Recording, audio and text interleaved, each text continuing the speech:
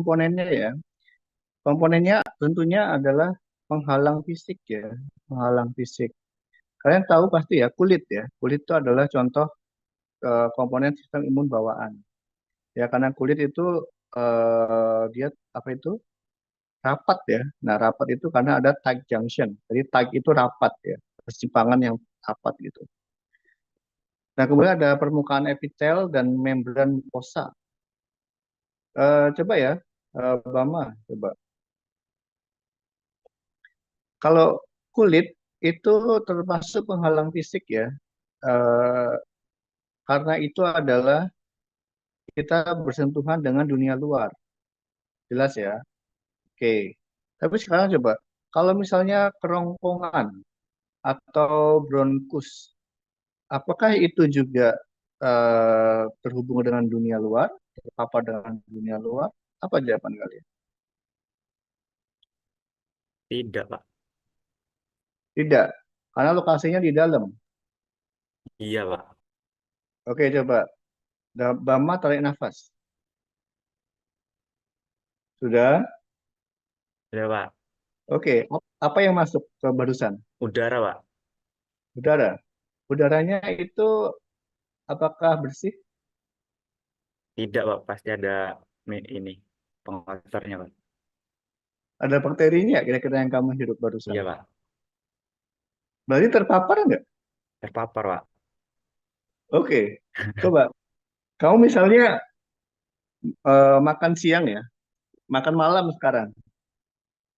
Makanan yang ada di piringmu kan masuk ya lewat mulut, kemudian lewati kerongkongan dan masuk ke lambung. Oke? Nah, ketika lewat kerongkongan, apakah makanan tadi itu steril? Tidak, Pak. Tidak. Berarti di situ ada bakterinya. Ada. Berarti terpapar dengan dunia luar nggak? Kerongkongan dan bronkus kamu. Terpapar, Pak. Nah, itu yang benar jawabannya. Ya. Jadi sebenarnya sistem pencernaan kita, sistem pernapasan kita itu sistem terbuka ya. Kan coba si Bama, itu kan sistem pencernaan, itu kan ada ujung bawahnya kan ya. Ya, terbuka berarti kan dari masuk hingga keluar. Kan kenyataannya gitu ya nggak Bama? Nah, karena dia sistem terbuka, sehingga di setiap lapisan seperti pipanya itu selalu ada namanya adalah epitel. Nah, itu ya. Nah, epitel itu seperti perannya seperti kulit gitu. Nah, tetapi ini ya, epitel tadi itu dia dilengkapi si sel-sel imun gitu. Dan juga biasanya ada ini ya, ada mukosa dan ada lendirnya. Nah, itu adalah pertahanan fisik. Itu ya. Nah, itu. Jadi gimana? Udah berubah pemahamannya sekarang? Iya, Pak. Oke ya. Nah, itu. Semua gitu ya. Jadi ternyata sistem yang kita bayangkan itu tertutup, ternyata itu adalah terbuka. Tapi nggak apa-apa karena di tubuh kita ada permukaan epitelial ini ya. Nah, itu. Dan ada membran mukosa. Nah, ini yang penting sehingga kita tidak sakit ya. Nah, selain itu di dalam epitel tadi juga ada enzim. Contohnya ada lisozim. Di fagosit juga ada lisozim. Nah, ini banyak ya berikutnya protein-protein yang banyak larut di serum, misalnya ada komplement, CRP atau protein C reaktif, ada lektin, dan ada MBL, ada vikolin dan lain-lain. Dan juga ada peptida antimikroba, ada defensin, katelisidin, dan banyak lagi yang ada pada permukaan sel dan granul fagosit. Nah, ini adalah semua komponen pada sistem imun bawaan. Jadi banyak ya, tidak hanya sel, tapi juga protein pelarut dan juga penghalang fisik. Jadi lebih kaya, lebih banyak pilihan tentaranya. Kemudian ada juga yang berupa reseptor ya, jadi ada TLR, kemudian ada yang berupa sel, misalnya makrofag, sel mast, sel fagosit, NK, dan lain-lain. Jadi lebih kaya untuk untuk komponen sistem imun bawaan. Oke, ini adalah bagaimana cara PAM mengenali si si PRR mengenali PAM. Nah, lihat ya, ini ada bakteri. Saya bilang tadi contohnya adalah LPS ya, LPS di sini. Nah, ini yang disebut sebagai PAM. Nah, kemudian dia diikat atau dikenali oleh si PRR. Nah, akhirnya menghasilkan aktivasi sel imun gitu ya. Nah, DAM apa? Nah ya, DAM itu tadi adalah damage ya, damage associated. Nah, misalnya ini ada suatu sel yang dia rusak ya oleh cedera gitu. Nah, lihat akhirnya lihat nih, damnya keluar ya, damnya keluar. Nah, disebut sebagai sinyal bahaya ya atau danger sinyal. Nah, PRR baik yang terlarut maupun yang terikat ke membran, dia akan mengenali. Nah, itu sehingga respon imun bangkit. Nah, kematian yang sampai mengeluarkan dam disebut sebagai nekrosis. Ya, jadi ada jenis kematian nekrosis. Nah, lihat sebelahnya. Sebelahnya ini ada dam juga ternyata di dalam sel, tapi lihat kematiannya ini adalah apoptosis. Nah, kalian tahu ya kalau apoptosis itu adalah kematian sel yang terprogram. Nah, kalau terprogram itu artinya damnya itu nggak sempat keluar gitu. Nah, kalau damnya nggak sempat keluar, akhirnya sistem imunnya bangkit atau tidak? Apa jawabannya? Pak Dede, kalau ini lihat imun responnya bangkit. Kalau ini imun respon imunnya ada atau enggak? Baca itu Tidak, Pak. slide-nya. Ya, tahu enggak quiescent? Nah, kalau kalian perlu tahu ya, quiescent itu artinya diam. Ya, akhirnya respon imunnya diam. Nah, berarti tidak teraktifkan gitu ya. Nah, karena dia apoptosis, damnya nggak keluar. Paham ya? Jadi sekarang tahu ya perbedaan antara nekrosis dan apoptosis. Kalau nekrosis, respon imun bangkit, nah itu berupa namanya inflamasi. Oke ya, respon imunnya muncul itu berupa inflamasi. Tapi kalau eh, apoptosis, dia adalah tanpa inflamasi.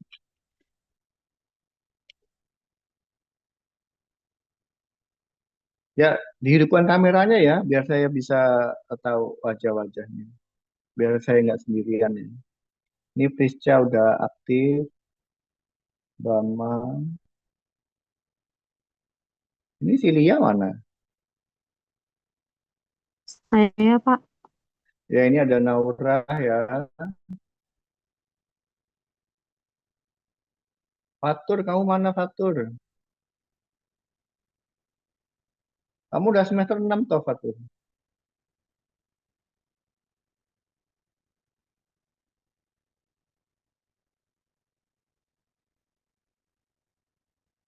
Loh kamu nggak semester 4 toh Fatur?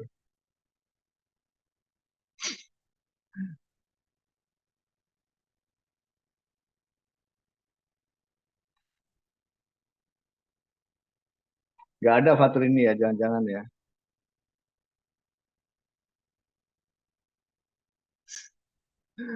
Loh, oke lanjut ya. Jadi ada peristiwa nekrosis dan apoptosis. Kita lanjut.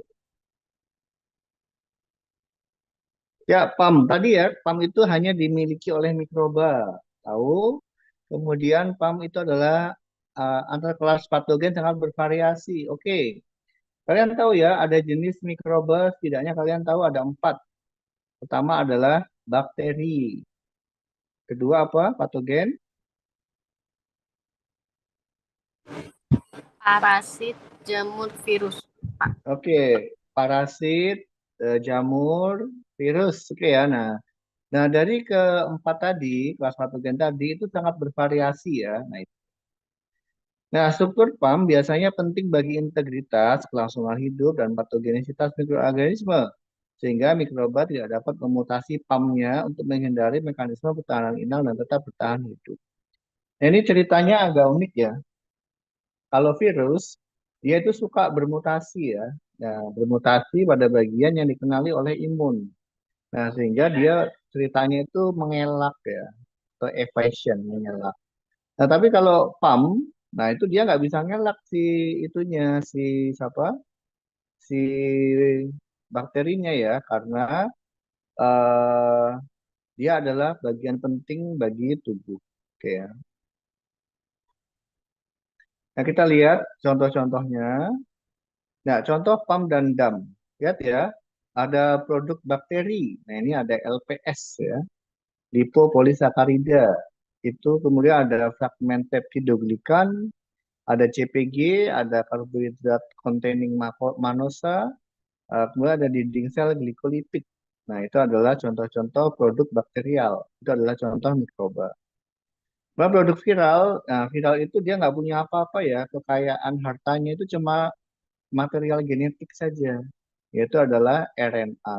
Nah, ada dsRNA dan ssRNA. Nah, jamur ada apa? Nah, jamur punya PAM yaitu berupa kitin sama zimosan.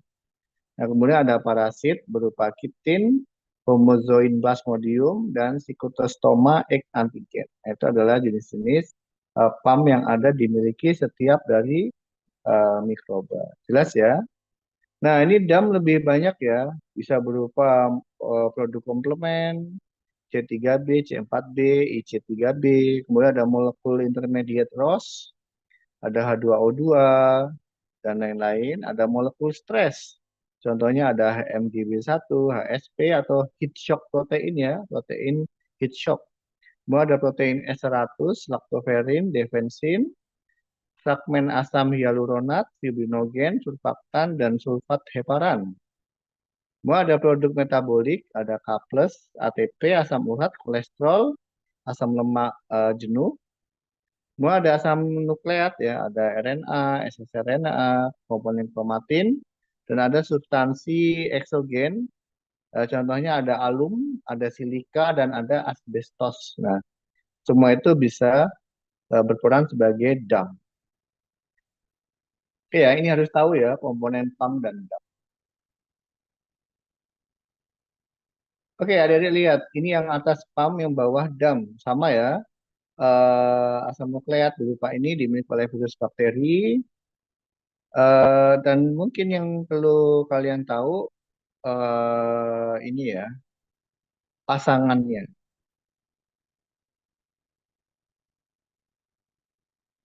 Nah ini ya. Oh sorry. Oke. Lihat adik-adik di sini. Ah ini ya, oh, sorry yang ini.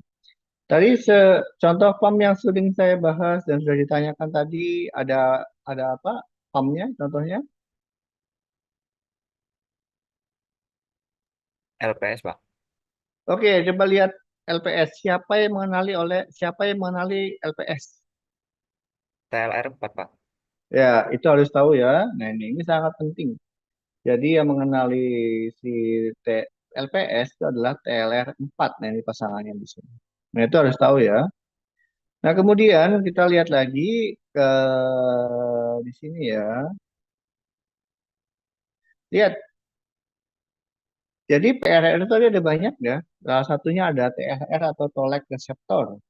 Nah, ini adalah membran. Nah, lihat ya, ini ada bentuknya seperti pancing. Dia ada di membran. Nah, kalau ini TLR4, maka ini adalah LPS ya. Ini adalah LPS.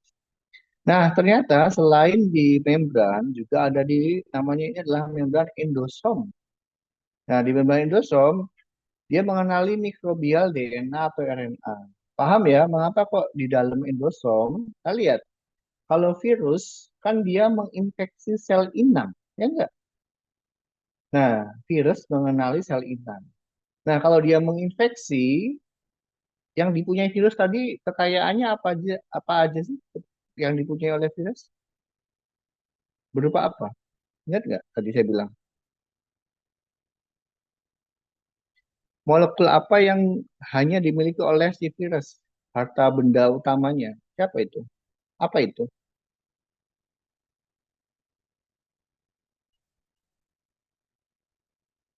Ya harus tahu ya, baca nih. Viral apa? Ini, Pak, DNA apa? RNA. Ya, dsRNA atau ssRNA. Iya kan? itu kekayaan yang hanya dimiliki oleh virus.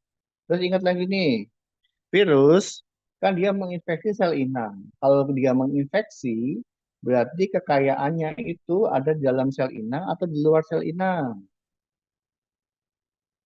Di dalam, Pak. Nah, kalau di dalam, masuk akal nggak kalau sekarang tubuh itu menyergap si RNA dan masuklah ke endosom. Nah, ini dia. Ya, DNA dan RNA dia pasti di sini gitu, di dalam dimakan di apa ini dikumpulin di endosom gitu.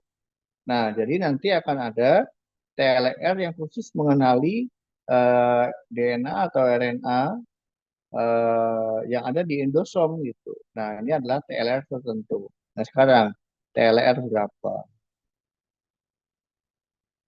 Lihat TLR berapa yang mengenali DNA atau RNA virus.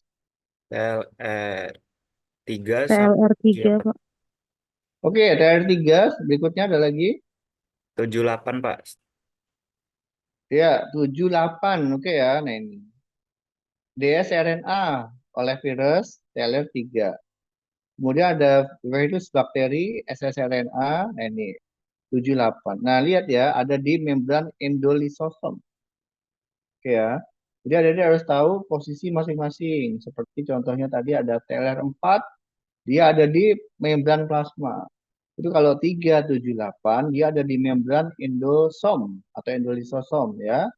Yaitu mengenali adalah ssRNA. Nah, tahu logikanya udahan sekarang? Ya, tahu ya. Jadi pembagiannya seperti itu.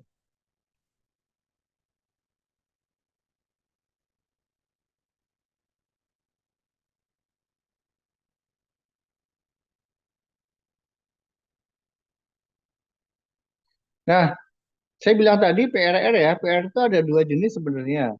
Ada yang disekresi dan bersirkulasi, ada yang berupa reseptor transmembran atau intrasel. Nah, pertanyaannya, kalau tadi ya ada istilah soluble PRR, oke?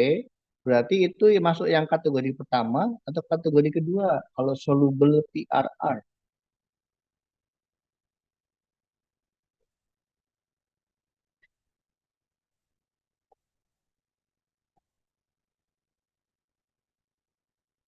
Apa adik? Kan ada dua jenis nih PRR.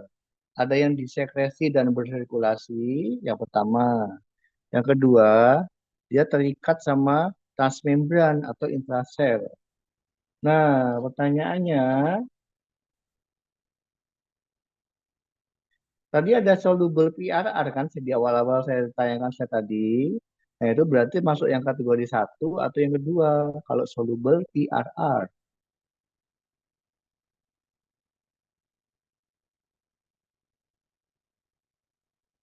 Pilih satu atau dua.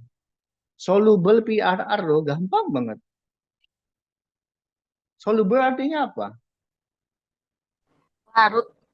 Terlarut, terlarut dalam darah. Oke, coba yang atas apa yang bawah? Yang ini atau yang ini kalau Yang terlarut? atas, Pak, yang atas. Yang atas kan bersirkulasi. Darah kan bersirkulasi ya. Ya. Jadi kalau saya tanya misalnya nih, peptida antimikroba, kolektin, lektin, pentraksin, itu terlarut atau nempel pada membran sel? Apa jawabannya?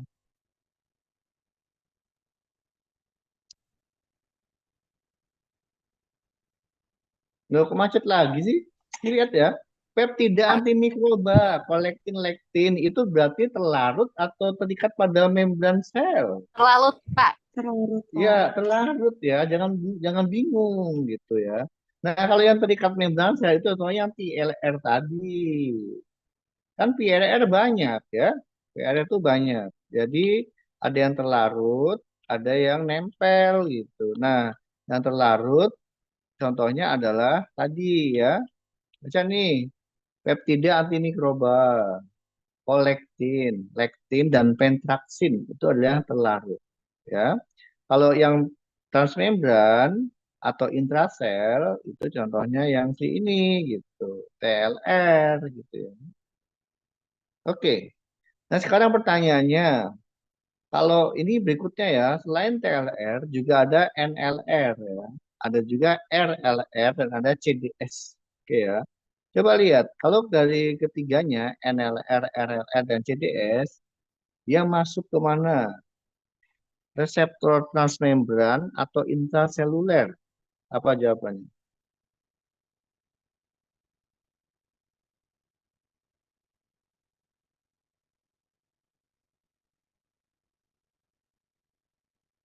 Gak usah bingung lagi. Coba gambarnya kan ini. Perhatikan gambarnya. Oke ya. Oh, transmembran, Pak. Baca lagi coba. NLR, RLR, CDS. Ini membrannya di sini. Transmembran itu di sini. Kan berarti ini endosom. Kan berarti ini apa? Sitoplasma kan? Oh iya, Pak. Maaf, Pak. Ini kan sel. Ini baru ekstrasel di bawah membaca tuh. Ekstrasel. Ini apa nih? Sitosolik. Pertanyaannya baca nih. Berarti yang tiga tadi masuk reseptor transmembran atau intraseluler. Mana jawabannya? Intraseluler, Pak. Ya intraseluler kan ini di dalam sel. Ini loh, ini ekstrasel. Kan berlawannya intrasel. Ini jelas-jelas tiga itu di dalam sel. Jelas belum? Iya, Pak. Maaf, Pak. Ya, habis ini kamu makan ya. Kayaknya kamu belum makan malam ini. Makanya loadingnya lama. Iya, Pak. Belum makan ini, Pak. Sama saya juga belum makan. Tapi saya jam 8 ada rapat juga. Jadi saya majukan ya.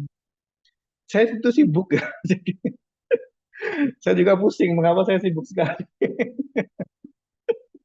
Ya karena banyak kerjaan ya. Jadi ya apakah tidur saya juga banyak ya enggak juga gitu ya. Kalian juga kalau bisa ngimbangi saya. Ya jadi banyak kerjaan nih ya gitu. Jadi ya sambil gini ya berbagi ilmu ya. Kalian udah bikin resume semua belum? Udah, Pak. Udah ya. Resume itu kan kalian udah tahu tuh harusnya istilah NLR, RLR karena udah ditulis ya. Gitu. Ya, lanjut ya. Ini masih slide ke-13 dari 37 ya. Tapi nggak begitu banyak kok. Tadi selesai. Ini udah. Nah ini ya, jadi kalian harus tahu. Tadi LPS TLR berapa, adik-adik? 4, Pak. 4. Dia di membran plasma atau membran lisosom, ya apa, endosom? Plasma, Plasma, Pak. Pak. Ya, membran plasma. Ligan apa yang dia ada di endosom?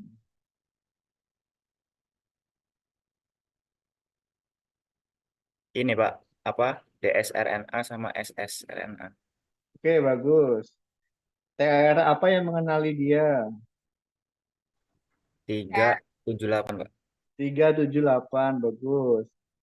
Dari siapa yang punya dsRNA dan ssRNA? Virus, Virus, Pak. Pak. Virus, pinter.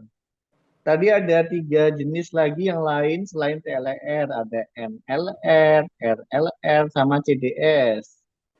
Itu ekstraseluler atau intraseluler? Intrasel, Pak. Intraseluler. Intraseluler. Di mana lokasinya? Di, jangan macet lagi. Di mana ini baca? Sitosolik. Sitosol. Oke ya. Oke. Ya, tahu.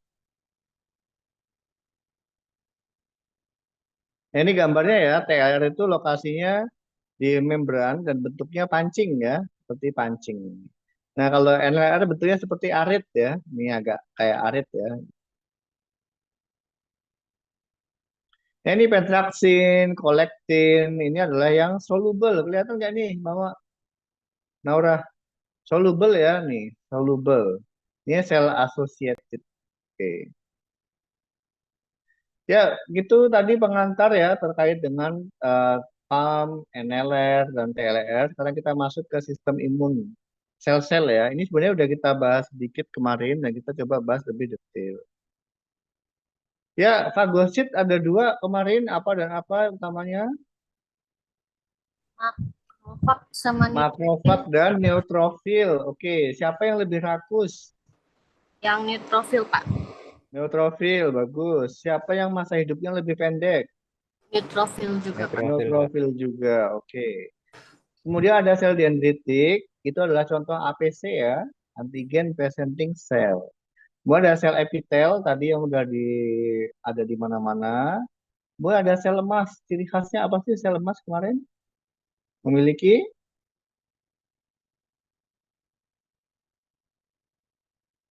sel lemas memiliki apa? Ciri khasnya? Granul, Pak. Granul, bagus. Granulnya berisi apa? Histamin, Pak, bukan. Histamin, bagus ya. Sel lemas itu suka membunuh siapa sih? Melawan siapa sel lemas?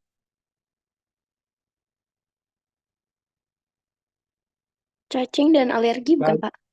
Cacing itu yang dibunuh kan melawan ya. Nah, sel lemas juga terlibat pada penyakit. Penyakit apa?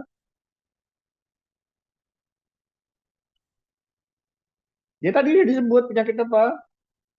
Alergi, Pak. Alergi. Oke ya. Jadi harus tahu yang dilawan cacing, tapi juga dia bisa menyebabkan penyakit yaitu alergi. Oke ya. Kemudian ada platelet. Platelet itu apa sih? Platelet?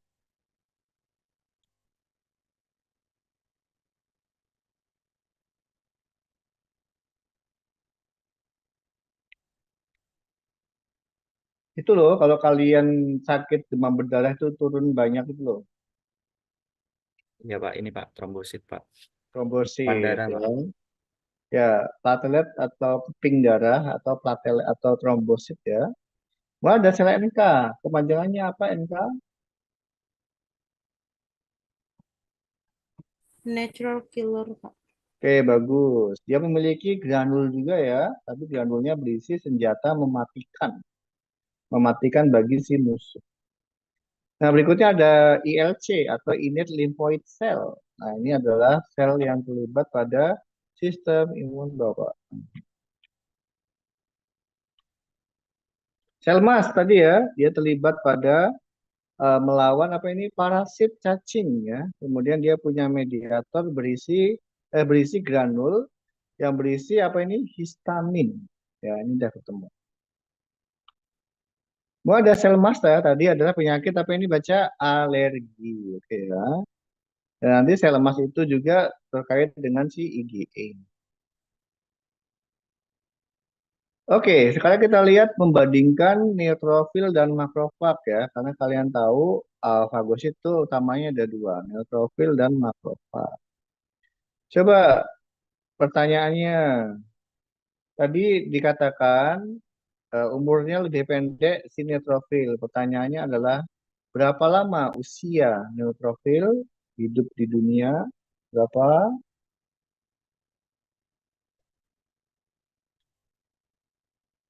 Ini, Pak. Baca. 1 sampai 2 hari. 1 2 hari. sampai 2 hari. Oke. Kalau Bama dikasih kesempatan di dunia, tapi ternyata 1 sampai 2 hari. Apa yang akan kamu lakukan? Full ibadah sih, Pak. Full ibadah ya. Ya 24 jam ya, cuma 24 jam ya. Ya sangat singkat ya. Kalau kamu sekarang usianya udah apa, Bama? 21, Pak. 21 dikali 365 berarti berapa? Banyak ya. Hari-hari yang sudah diberikan Tuhan pada kamu ya. Ya, ya, ibadah tiap hari ya. Ya, di neutrofil dia dikasih cuma usianya cuma 1 sampai 2 hari ya. Jadi sangat singkat, tapi dia bekerja bagus ya. Dia membunuh mikroba secara agresif.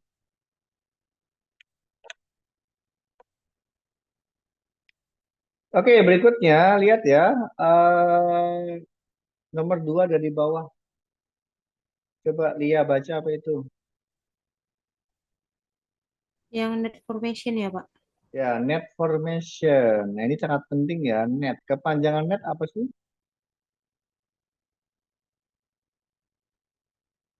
Neutrophil extracellular traps bukan?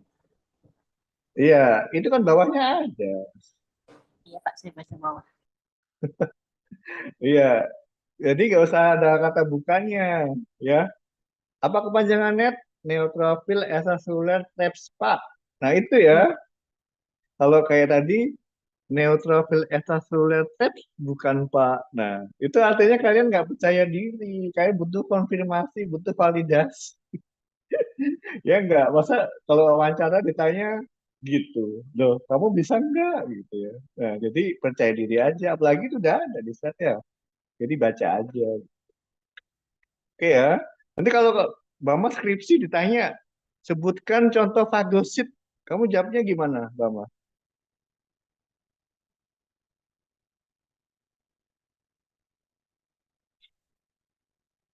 Coba Naura, saya tanya, contoh dua fagosit apa?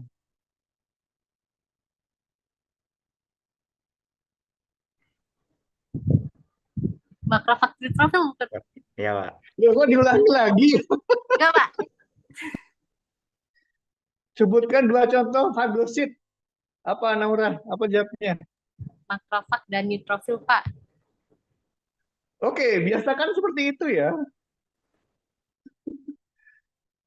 Jadi jangan butuh konfirmasi, validasi gitu. Kalau skripsi gitu ya, lah kamu tahu nggak gitu. Kok butuh butuh jawaban iya dari saya gitu ya. Nah, jadi nanti nilainya kecil kalau jawabnya gitu. Tapi kalau neutrofil dan makrofag, oke, berarti kamu tahu gitu ya. Oke ya, paham ya. Tapi kebanyakan kalian Gen Z tuh gitu ya. Saya juga heran. Oke, kita lanjut ke net ya. Coba ini sangat penting sehingga kita agak pelan-pelan ya. Coba Melati Utami, baca yang pertama.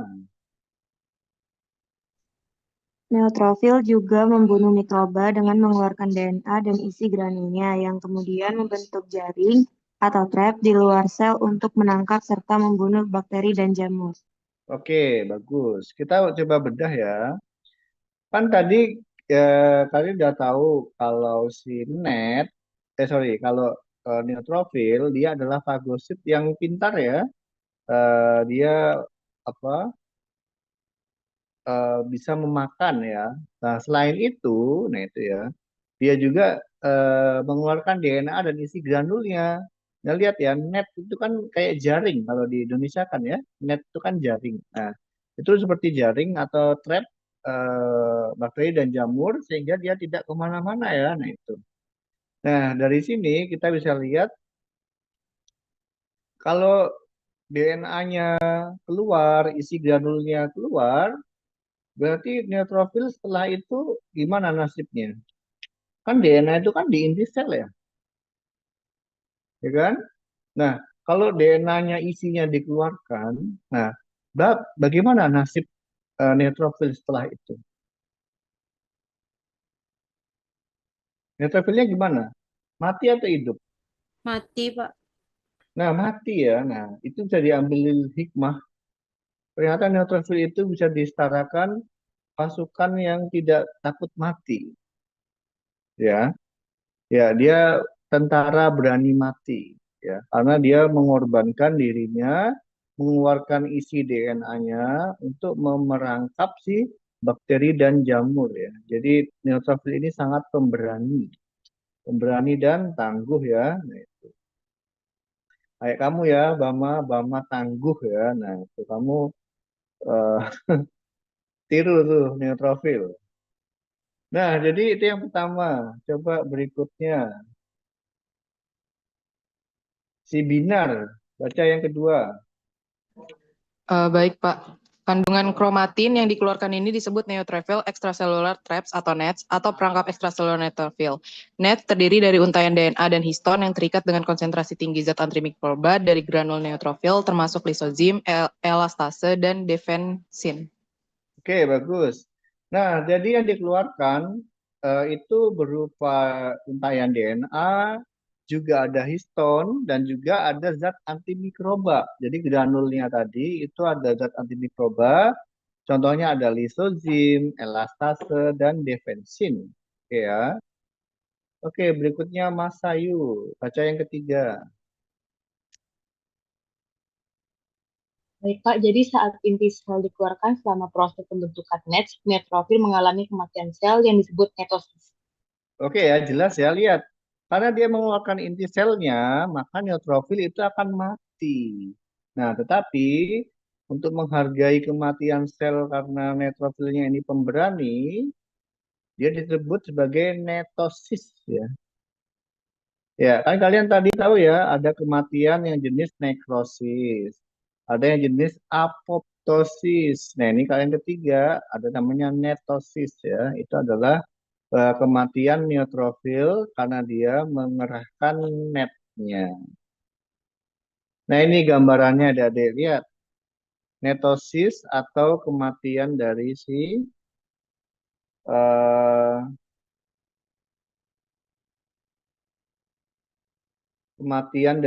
siapa ini? Neutrofil ya, lihat yang atas nih. Lihat ya, ini granul, ini nukleus. Nah, nukleus itu mengandung DNA. Nah, ini ada DNA. Nah, ini ada manik-manik. Ini disebut sebagai histon ya. Nah, akhirnya dia lepas ya, pas membran ruptur dan melepaskan net. Nah, jaring-jaring ini dia dia itu mengikat cacing dan bakteri ya, sehingga bakterinya itu nggak kemana-mana. Jelas?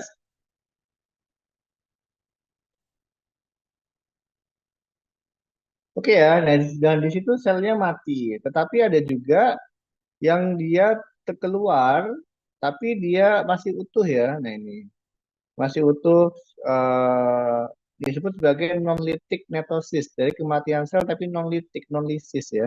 Jadi sel hidup, selnya masih hidup, tapi dia mengeluarkan inti histon dan sebagainya, tetapi dia nggak pecah. Nah itu juga mungkin ya. Nah itu ada dua jenis. Tapi prosesnya yang perlu kalian tahu adalah pertama pengeluaran DNA dan histon, berikutnya pengeluaran zat antimikroba. Tadi ada tiga, masih ingat apa aja? Defensin, satu lagi, Lisozim, lisozim, satu lagi, elastase. Elastase, Pak. elastase. Oke ya, nah itu keluar dan akhirnya membunuh atau mengeliminasi dari mikroba. Oke ya, jadi sekarang kalian tahu ada netosis, ada net ya.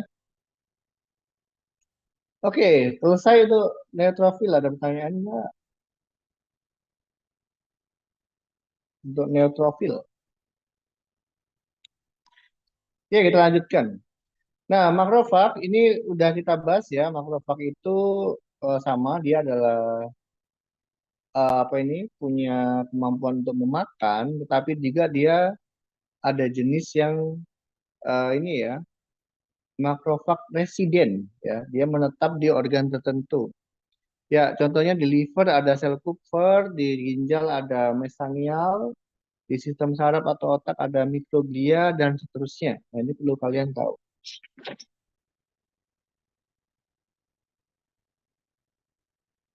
Oke, sekarang kita bahas komplement ya, komplement. Nah, ini sangat menarik ya dari sisi imunologi. Oke, kalian tahu ya ada tiga jalur ya.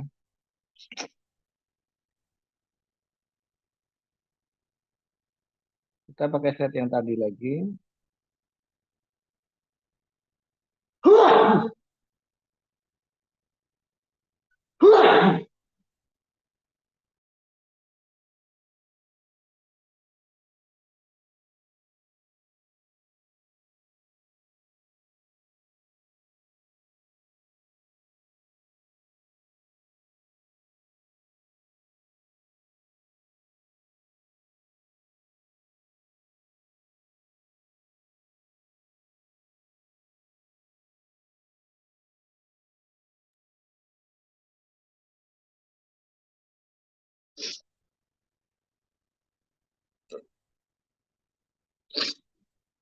Oke, udah kelihatan ya? Komplement itu apa? Nah itu ya, komplement adalah protein serum dan protein permukaan sel yang berinteraksi satu sama lain. Oh, kalian aja baca ya. Coba si Suci Mahira Kalsum, baca komplement. Komplement merupakan protein serum dan protein permukaan sel yang berinteraksi satu sama lain atau dengan molekul lain dari sistem imun tubuh yang menghasilkan efektor penting dalam imunitas bawaan dan imunitas adaptif. Jalur aktivasi komplement yaitu jalur klasik, Oke, jalur stop, alternatif. stop. Oke, makasih. Lanjut ya, Esa Amelia Ratri Yuniasi, baca jalur klasik. Yang pertama, untuk jalur aktivasi komplement ada jalur klasik, yaitu komplement diaktifkan oleh kompleks antigen antibodi. Oke, stop ya. Nah ini jalur pertama. Oh ya, komplement dulu ya. Jadi komplement itu molekul terlarut ya. Nah, kalau terlarut berarti ingat adalah imunitas humoral. Oke ya, kan udah tahu tuh imunitas humoral. Oke ya. Kemudian ada jalur klasik. Ingat ya, kalau klasik itu adalah adanya kompleks antigen antibodi. Nah, jadi dia adalah yang mengaktifkan komplement. Oke, berikutnya. Eh Ziadatil Ulia. Baca yang kedua jalurnya apa? Yang kedua ada jalur alternatif, itu komplement diaktifkan oleh kontak dengan permukaan mikroba. Oke ya, kontak dan akhirnya terjadi peristiwa auto ya, auto oleh air dan akhirnya menjadi aktif. Itu adalah jalur alternatif. Afifah baca yang ketiga. Jalur lektin yaitu komplement diaktifkan oleh lektin plasma yang mengikat mikro. Oke, bagus. Jadi ada lektin yang membantu. Sekarang kita lihat gambarnya. Oke ya, lihat tuh ada classical pathway. Lihat ya, ada antigen dan ada antibody. Itu kelihatan? Ya, khusus saya kelihatan ya, ini ada antigen, ini ada antibody. Nah, lektin, lihat nih, lektin itu ini ya.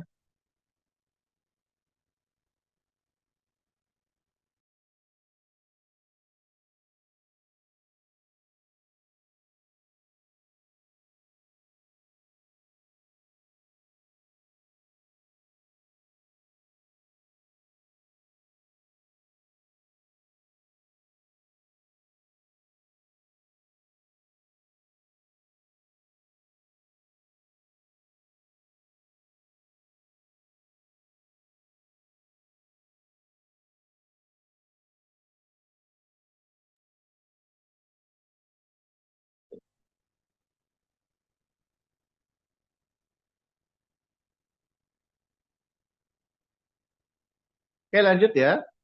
Ya, ini ada antigen sama antibody. Nah, kompleks ini mengaktifkan namanya jalur klasik. Nah, berikutnya pathway lektin. Nah, lektin ini struktur ini ya, ada MBL, Vicolin, lektin ini adalah komponen lektin. Dan akhirnya sama mengaktifkan komplement. Nah, yang ketiga itu adalah alternatif.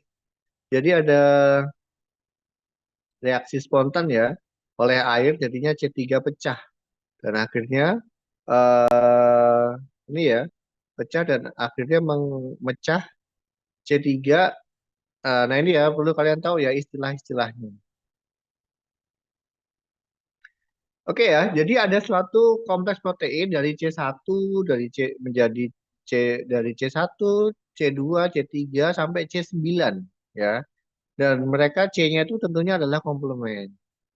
Nah, kalian harus tahu ya, ada jalur awal itu namanya adalah, lihat ya, pembentukan C3 konvertase.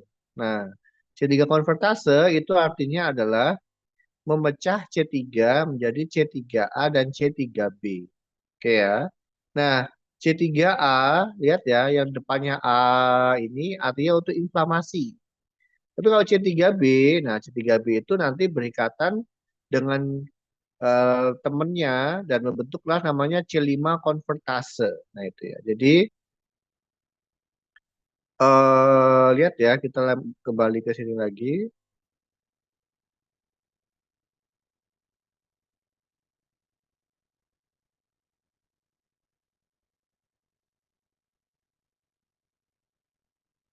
Oke ya, lihat udah kelihatan ya.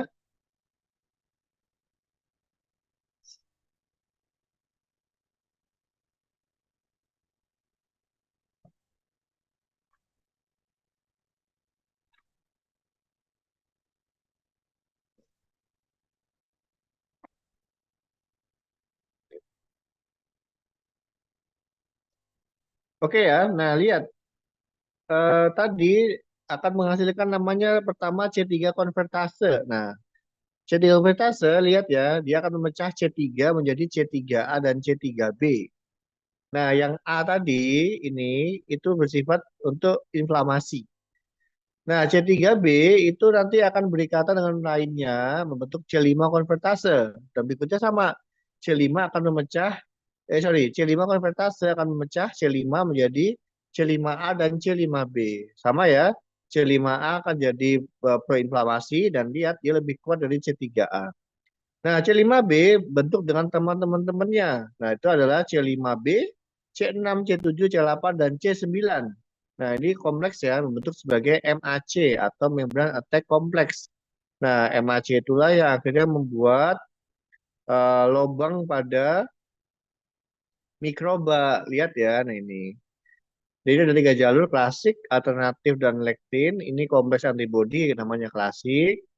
Kemudian alternatif tadi karena H2O, lektin karena ada lektin.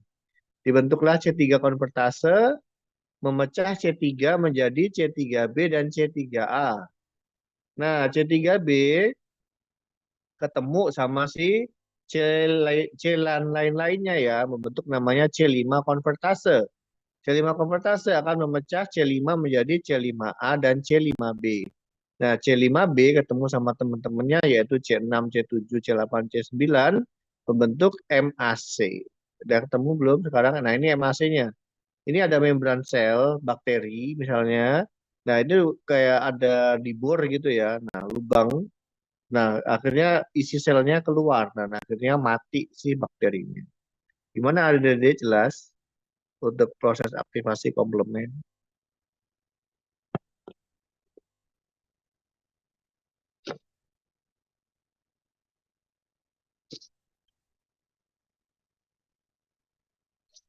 Oke, coba kita review ya. Vanessa, coba saya tanya. C3 konvertase memecah siapa menjadi apa dan apa?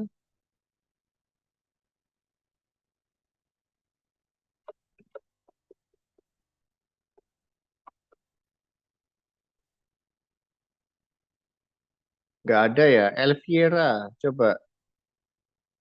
C3 konvertase memecah apa menjadi apa dan apa?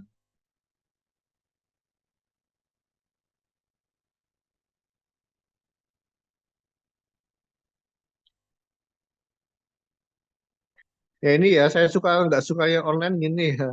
Nggak tahu kalian di mana gitu. Coba saya tanya yang udah pasti aja lah.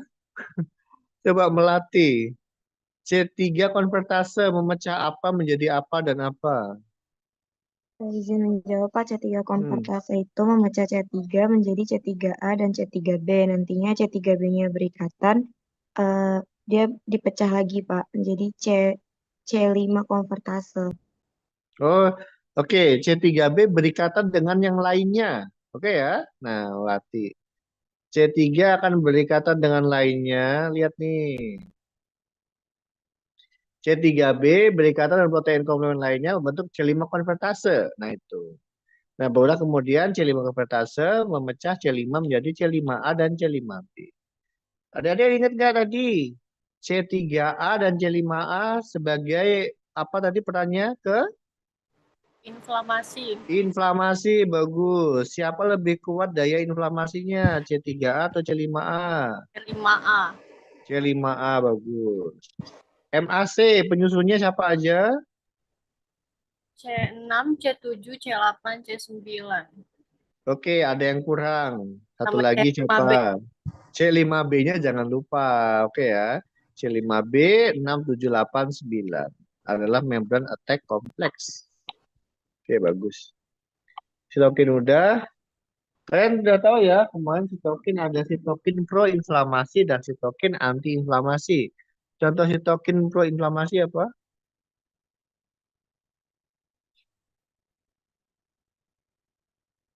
Udah ya kemarin ya.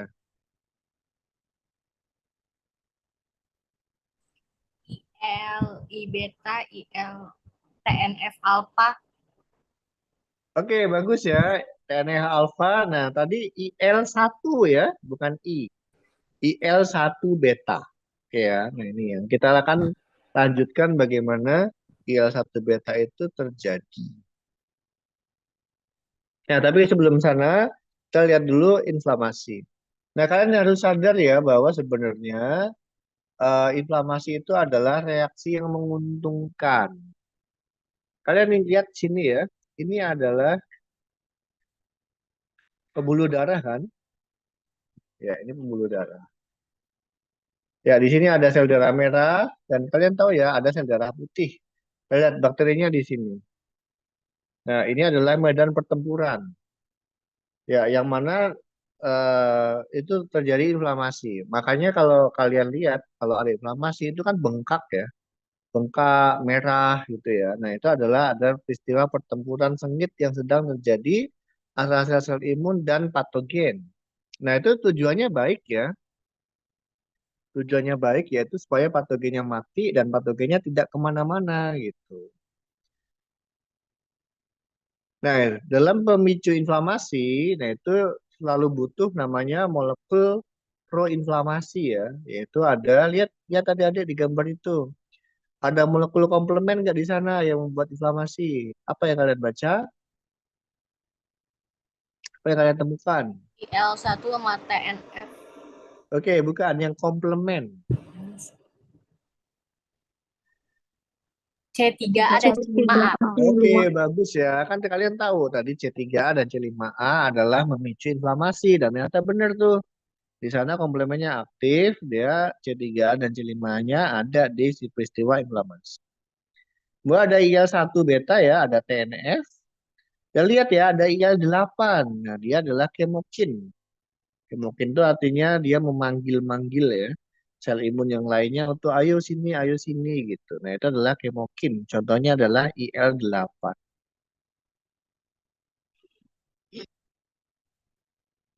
Oke ya, jadi sebenarnya inflamasi itu bermanfaat ya karena sistem pertahanan tubuh.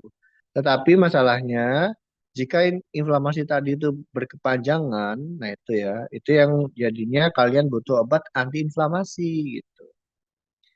Nah, itu yang menjadi eh, tidak nyaman ya kalau inflamasinya terus-menerus. Tapi kalau dalam kondisi seperti ini menguntungkan.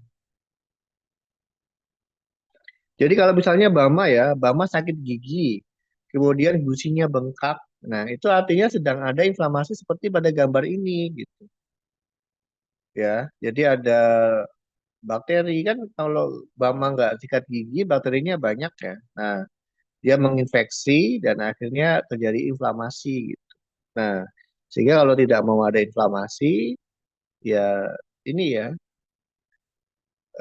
hilangkan patogennya gitu. Nah, sikat gigi atau minum, bukan minum ya, berkumur pakai Listerin misalnya. Nah, itu bakterinya pada mati. Nah, ini menarik ya. Ini masih hot issue juga, yaitu ada namanya inflamasom. Inflamasom adalah eh, kompleks multiprotein. Oh, coba Lia baca aja kamu Lia. Apa yang baca? Oke Pak, inflamasom adalah kompleks multiprotein yang terbentuk di sitosol sebagai respons terhadap TAMP dan DAMP di sitosol yang fungsinya adalah mengaktifkan bentuk aktif sitokin inflamasi IL-1 beta dan IL-18. Oke ya, tadi kalian tahu bahwa sitokin inflamasi salah satu contohnya adalah IL-1 beta. Oke ya. Nah, tetapi IL-1 beta itu ternyata kalau dalam proses produksinya dia nggak langsung bentuk aktif gitu. Nah, dia perlu diaktifkan dulu. Nah, pengaktifannya itu adalah melalui pembentukan atau dibantu oleh inflamasom. Nah, bagaimana ceritanya? Kita lihat. Inflamasom itu ada 3 komponen ya. Ada NLR, langsung aja gambarnya ya. Lihat ya, nih. Ada NLR. Nah, ini NLR-nya adalah NLRP3. Nah, itu berperan sebagai sensor. Kemudian ada ASC, berperan sebagai adaptor. Dan yang ketiga ada caspase 1. Itu adalah enzim inaktif. Nah, lihat ya.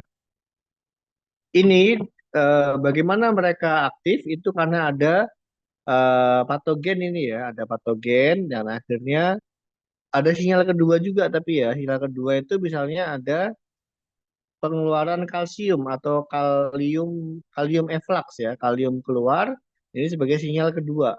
Kita lihat akhirnya terbentuk molekul raksasa ini. Gambarnya canggih ya. Coba kalian lihat NLRP-nya ada berapa tuh NLRP-nya? Lihat ada hitung ada berapa buah? 6, Pak. 5, Pak. 6 ya. Ya seperti sabit tadi itu ada 6. Kalian lihat nggak ada ASC di sana? Ada, Pak. Ada Ada. hijau itu ya, itu adalah ASC. Kalian lihat nggak ada kaspase di sana? Ada, Pak. Ada, Pak. Ya, kaspase yang ekornya itu masih ada 2, itu adalah yang inaktif. Oke ya, ini adalah yang bentuk inaktif. Nah, setelah bertemu inflamasi itu terbentuk, dikeluarkanlah kaspase 1 tapi yang aktif. Nah, kalian lihat nggak perbedaan antara inaktif dan aktif untuk kaspase satunya? Apa bedanya? Ekornya Ya, ekornya udah dipotong ya. Nah, itu dia. Nah, ini kaspase 1 aktif. Nah, berikutnya kaspase 1 itu berperan sebagai gunting. Gunting untuk memecah pro IL-1 beta menjadi IL-1 beta yang matang. Nah, IL-1 beta akhirnya dikeluarkan dan terjadilah inflamasi akut. Oke, sekarang tahu nggak? Jadi, kalau kalian tadi tahu contoh inflamasi, itu kan salah satu mediatornya kan IL-1 beta, ya kan? Nah, gambar ini menyediakan bahwa IL-1 beta ternyata dibentuk dengan cara ini, gitu.